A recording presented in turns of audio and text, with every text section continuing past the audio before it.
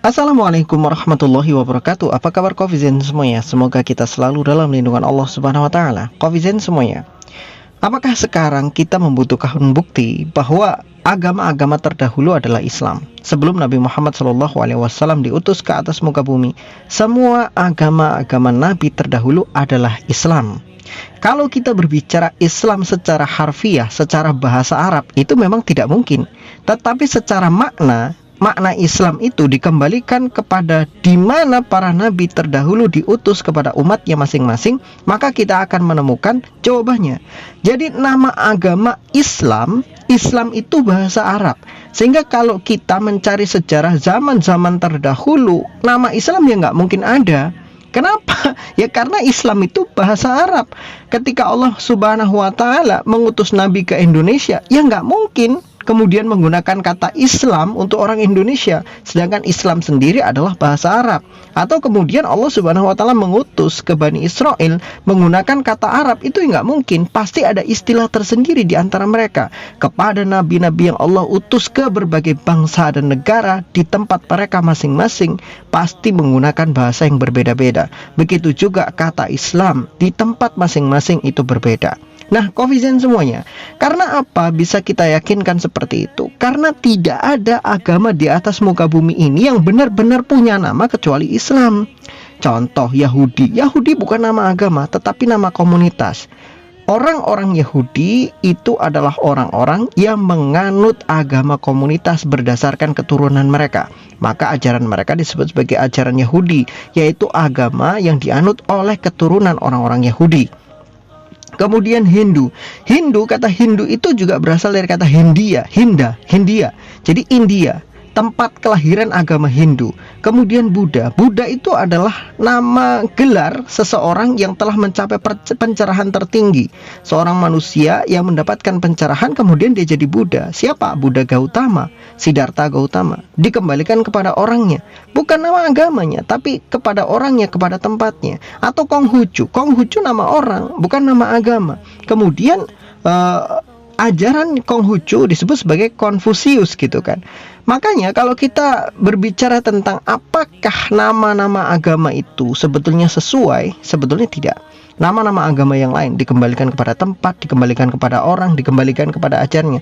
Tapi hanya Islam yang namanya itu tidak mengandung nama orang, tidak mengandung nama tempat, tetapi betul-betul nilai-nilai yang diajarkan di dalam Islam sesuai dengan penyerahan diri dia kepada Allah Subhanahu wa taala.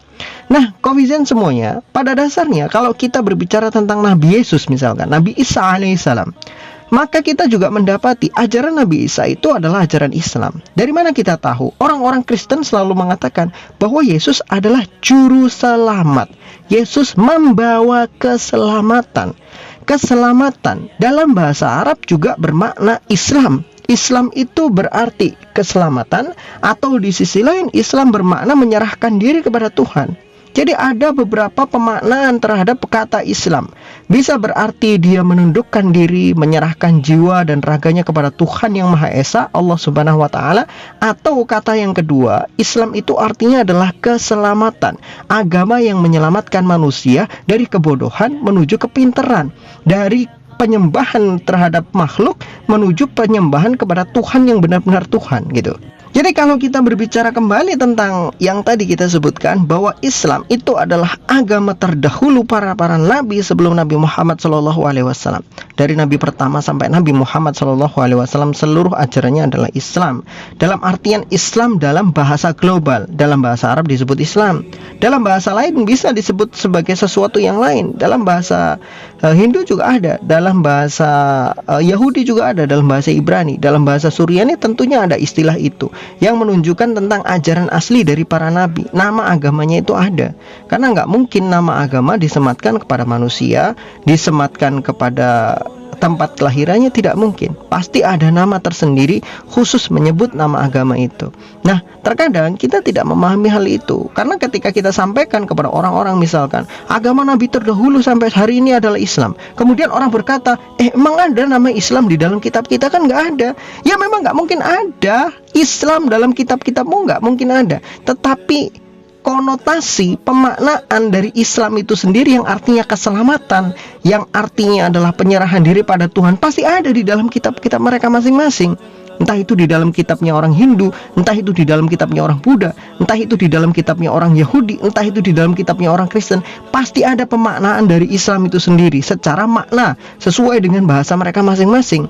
Seperti kita sebutkan tadi, Yesus adalah juru selamat yang membawa keselamatan. Jadi ajaran Yesus adalah Islam yang artinya keselamatan. Yang keselamatan itu sendiri artinya adalah menyerahkan diri kepada Tuhan yang betul-betul Tuhan. Makanya Yesus sendiri selalu menegaskan bahwa aku adalah utusan Tuhan. Aku tidak menghukumi dari diriku sendiri, tetapi menghukumi dari Dia yang mengutus aku. Jangan kalian menyembah kepada selain Tuhan. Itu kan semua perkataan Yesus yang menunjukkan bahwa Yesus itu membawa Islam, yang artinya keselamatan. Yesus juru selamat dengan membawa keselamatan. Apa keselamatan? Islam, tentu Islam.